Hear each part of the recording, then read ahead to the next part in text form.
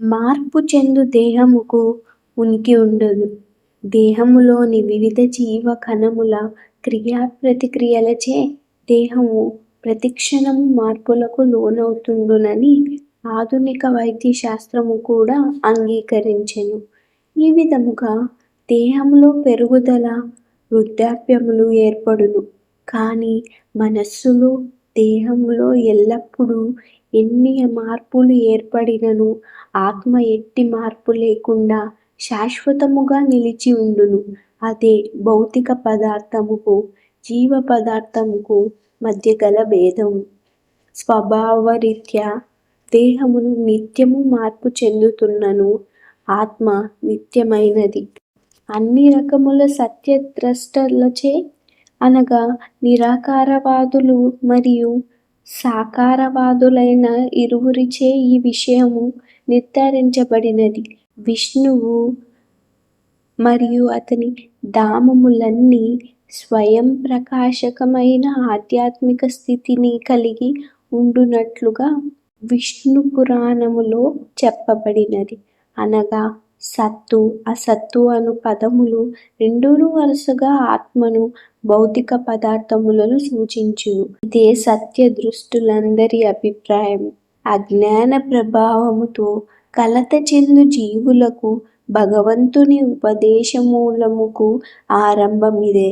అజ్ఞాన నిర్మూలన కార్యములో అర్చకుడు మరియు అర్చనీయ భగవానుని నడుమ గల నిత్య సంబంధమును పునఃస్థాపించుట, భగవానునకు మరియు అతని అంశలైన జీవుల నడుమ గల భేదమును పరిపూర్ణముగా అవగాహన చేసుకొనుట అను అంశములతో కూడి ఉండును.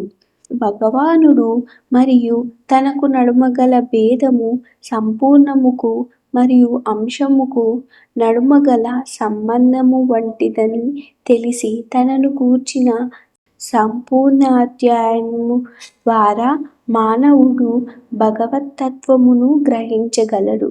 వేదాంత సూత్రములలోను మరియు శ్రీమద్ భాగవతములోను దేవాదిదేవుడే సమస్త సృష్టికి మూలమని అంగీకరించబడెను.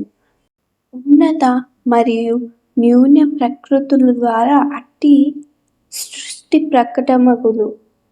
7వ అధ్యాయములో తెలుపబోవునట్లుగా జీవులు ఉన్నత ప్రకృతికి చెందిన వారై ఉందురు. శక్తి మరియు శక్తిమంతునికి మధ్య భేదము లేకున్నను శక్తిమంతుడు దివ్యుడని మరియు శక్తి లేక ప్రకృతి అతని ఆధీనములో ఉండునని అంగీకరించబడెను. కనుకనే యజమాని మరియు సేవకుల విషయములో వలె, గురువు మరియు శిష్యుల విషయములో వలె జీవులందరును ఎల్లప్పుడూ శ్రీకృష్ణ భగవానుని ఆధీనములో ఉందురు. అజ్ఞానములో ఉన్నంత కాలం అట్టి స్పష్టమైన జ్ఞానమును పొందుట సాధ్యపడదు. అట్టి అజ్ఞాన నిర్మూలన కొరకే శ్రీకృష్ణ భగవానుడు సర్వకాలాలలోని జనుల జ్ఞానాభివృద్ధి కొరకే భగవద్గీతను బోధించెను.